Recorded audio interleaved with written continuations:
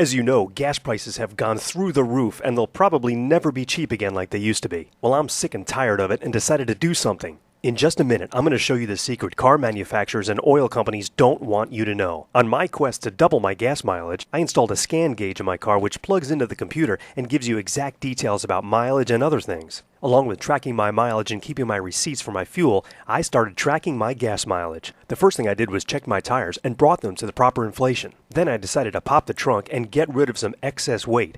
I had a bunch of stuff in the trunk that didn't need to be there all the time. I also pulled the jack and a spare tire because I've always got my cell phone, I have road service through my insurance company, and I tossed in a can of Flat Fix just in case. My mileage started out at 17 miles per gallon, and just through these changes, I increased it to a little over 19. Well, I changed my oil and used low-friction synthetic. I also changed my spark plug wires, spark plugs, and my air filter. That gave me another boost to almost 22 miles per gallon. Then I decided to see what would happen if I shut the car off when idling for more than 30 seconds, and the weather was just right, so I shut off my air conditioning, and I increased my gas mileage another 3 miles per gallon.